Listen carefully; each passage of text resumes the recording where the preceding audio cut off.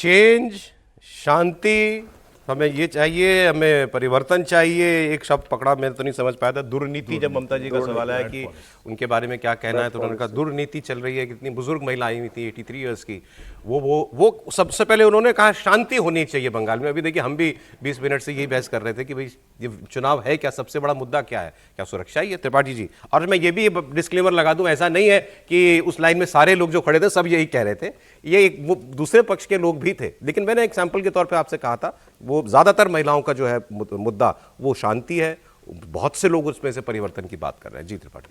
देखिए, एक मतलब जिसको हम कहते हैं ना, कई बार हम लोग जब टीवी पर बात कर रहे होते हैं तो जो इसको सुन रहे हैं उनको तो ये समझ में आएगा ना कि ये लोग जो कहानी कुर्सी के में 5 लोग खड़े हुए हैं, कुछ भी बोलते जा रहे हैं, तो ये कुछ रिलेट करता है कि नहीं करता है।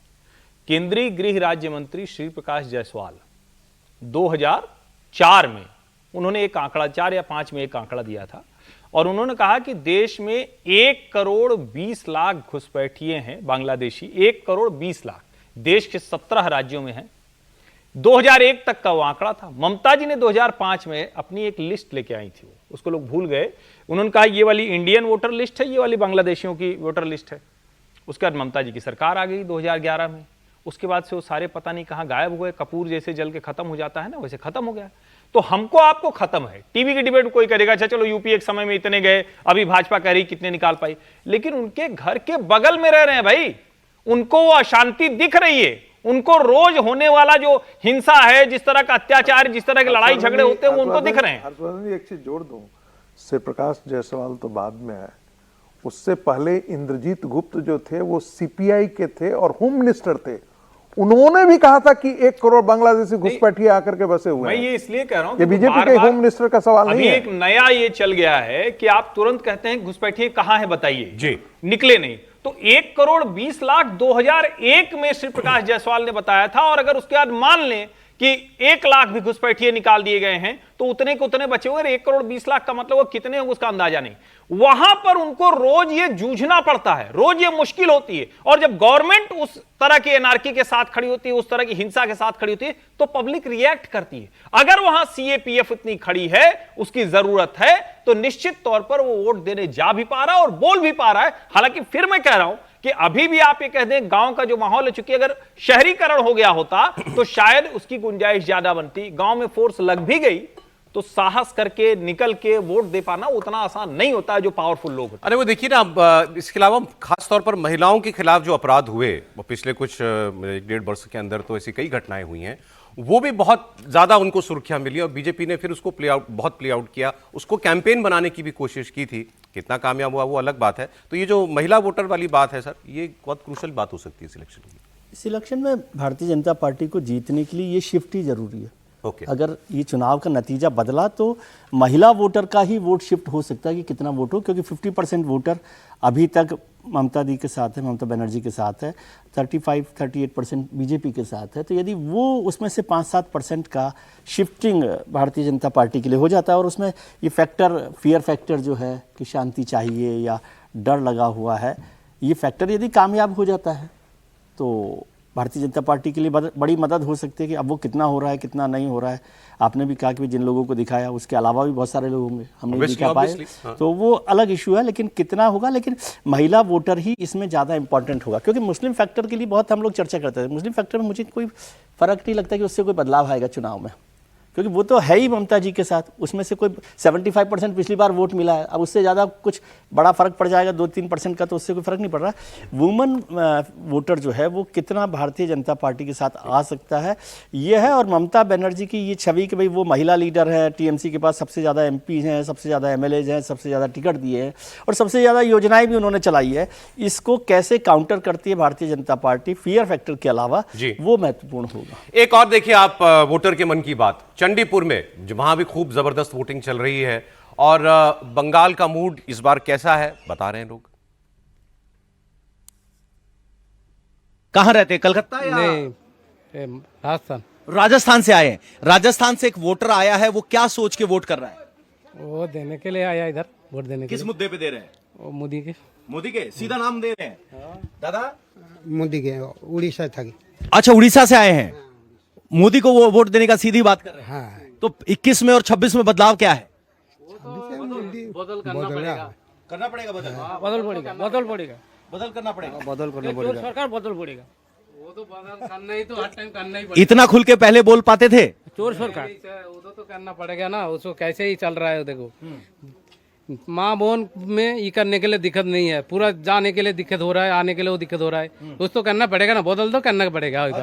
इसका पक्ष भारी लग रहा है, सरकार बरकरार है कि बदलाव है? बदला है बीजेपी चल रहा है, सीधे हाँ सीधे बीजेपी, कोई डर नहीं, कोई डर नहीं, बदलाव दिख रहा है बिल्कुल बीजेपी सीधे। सीधे हाँ। ममता से नाराज है महिला आपकी बात? हमारे मोदी दादा के चाहिए। मोदी दादा के चाहिए, ममता नहीं मोदी चाहिए। अम्मा कौन चाहिए? मोदी दादा के चाहिए मेरा। मोदी दादा के चाहिए। बिजनेसमैन आपस में बात कर रहे हैं तो क्या डिस्कस कर रहे हैं, क्या तय कर रहे हैं, चुनाव में क्या होगा आपकी बात? कौन आएगा? हाँ मेरा ऐसा बीजेपी आएगा। आप बदलाव दिख रहा है आपकी बात? हाँ मैं बदला देख रहा हूँ। अच्छा, आप पहली बार वोट डालने आए हैं? दूसरी बार क्या करते हैं? काम करता हूँ कंपनी में काम करते हैं। कहाँ? वर्धमान। वर्धमान से वोट डालने के लिए चंडीपुर आए हैं। एक युवा जो वर्धमान में काम करता है, क्या सोच के वोट कर रहा है, क्या मन में चल रहा है? पलटाना दरकार, पलटाना दरकार। बंगाली में बोल रहे हैं बदलने की जरूरत है। कंपनी का काम करता कंपनी का कहाँ? खड़गपुर। खड़गपुर से वोट देने आए, 90-100 किलोमीटर दूर है यहाँ। हाँ 100 किलोमीटर दूर है। एक युवा जो 100 किलोमीटर दूर घर से काम करता है, वो क्या सोच के वोट दे रहा है? वो लोग हैं जो खुल के कह रहे हैं परिवर्तन चाहिए, अभी उन्हीं की बात आपने सुनी है। मैं आपको थोड़ी देर में वो पक्ष, उन लोगों की बात भी सुनाऊंगा जो कहते हैं हमें परिवर्तन नहीं चाहिए, ममता चाहिए, तो क्यों चाहिए, वो बात भी होगी। लेकिन इसमें अगर आपने गौर किया हो, खासतौर पर कुछ महिलाओं ने जो है सीधे मोदी का नाम लिया, डायरेक्ट सवाल मोदी के से शुरू नहीं हुआ था, उनका जवाब लेकिन सीधे मोदी पर था। ये क्या बता रहा है सर? देखिए, मैंने शुरू में भी कहानी कुर्सी के बात करते हुए भी कहा था कि मोदी की छवि पर ही ये चुनाव लड़ा जा रहा है।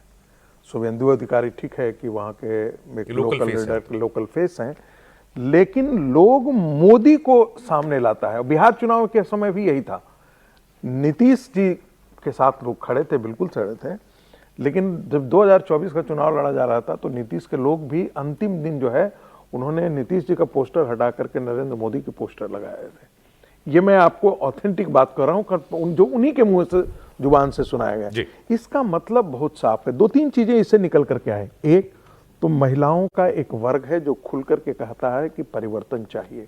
दूसरा, एक युवा वर्ग जो फैक्ट्री में काम कर रहा हो, कहीं और काम कर रहा हो, राजस्थान में काम कर रहा हो, गुजरात में काम कर रहा हो, वहां से वोट देने आया है, तो इसका मतलब वो चेंज के लिए देने आया है। ये भी वो बात खुल करके कह रहा है।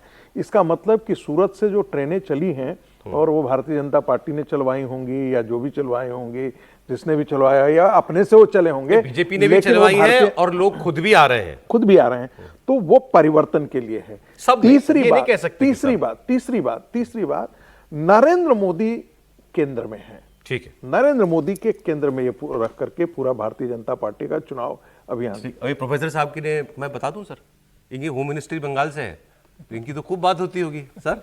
बिल्कुल, क्या रिपोर्ट है? देखिए, एक चीज तो है ना कि बंगाल में अगर आप जाएं तो जितने भी हम आइकन्स कहते हैं ना, नेशनल इंडिपेंडेंस के या फ्रीडम मूवमेंट के, उनमें वो सबसे ऊपर सुभाष चंद्र बोस को रखते हैं। वो इसलिए भी कि हीरो वर्शिप एक कल्चर रहा है बंगाल में। आप देखेंगे नेताजी सुभाष चंद्र बोस, सौरभ गांगुली, रविन्द्रनाथ टैगोर, काजी नजरुल इस्लाम, ये एक बहुत बड़े आइकन रहे हैं जो हिस्टोरिकली उससे रिलेट करते रहे हैं। और पहले तो ये कहा भी जाता था, what Bengal thinks today, India thinks tomorrow. तो उसमें हीरो जो है वो एक बंगाली नहीं है, ये आप ध्यान दीजिएगा। इसीलिए लोकसभा में अगर मोदी जी को वोट मिल रहा था तो विधानसभा में ममता दीदी को वोट मिल रहा था, और ये कल्चर वहां बहुत पहले से है। रही बात, आप कह रहे हैं लोगों को बंगाली हीरो चाहिए, बंगाली हीरो, इसीलिए शुभेंदु अधिकारी को ये फेस बनाते तो इनको ज्यादा फायदा होता, क्योंकि अभी भी संशय है और वो नहीं बनाना चाहते थे, क्योंकि मोदी जी एक पोटेंट फेस है पूरे हिंदुस्तान में। तो सब समझते हैं चीफ मिनिस्टर, मान लीजिए बीजेपी जीतेगी तो चीफ मिनिस्टर तो बंगाल का ही बनेगा, हाँ, बाहर का आगे थोड़ी बन जाएगा। दूसरी बात, वो जो एक कह रहे थे ना कि बांग्लादेशी, सोमनाथ बैनर्जी ने भी कहा और श्री प्रकाश जायसवाल ने भी कहा, वो कह रहे थे बांग्लादेश से आए हुए शरणार्थी या यहाँ एक वर्ग को, एक कम्युनिटी को घुसपैठिए के इन्फिल्ट्रेटर, वो इन्फिल्ट्रेटर वर्ड कर रहे हाँ थे। मतलब जो भी शरणार्थी करेगा, नहीं बोला जो बिना सिटीजनशिप के आएगा तो इन्फिल्ट्रेटर ही कहा जाएगा, लेकिन यहाँ एक खास समुदाय के लोगों को घुसपैठिए कहा जा रहा ठीक है, है, उससे ये ज्यादा प्रॉब्लम हो रही है। अच्छा, राहुल गांधी ने भी एक बयान जारी, लाइन- वीडियो एक मैसेज लाइन जारी बहुत किया था। जरूर- सर मुझे ब्रेक लेना एक पड़ेगा। बहुत जरूर। देखिए, जो चटगांव हिल से भाग उग करके आए थे वो तो शरणार्थी है, क्योंकि उनको टेरराइज किया गया था। और जो इन्फिल्ट्रेट करके आए थे उसके बारे में मैं बार बार जिक्र करूं, जनरल एसके सिन्हा ने उसका डिस्क्रिप्शन दिया था। लेप्सरॉन वहां के फॉरेन सेक्रेटरी ने वर्ड यूज किया था बांग्लादेश के। तीसरी बात जो है वो जिसे हम देख रहे हैं कि चेंज को लेकर के, कि चेंज के बारे में हम बात कर रहे हैं, तो बंगाल का ओवरऑल वोटर मानस क्या कह रहा है?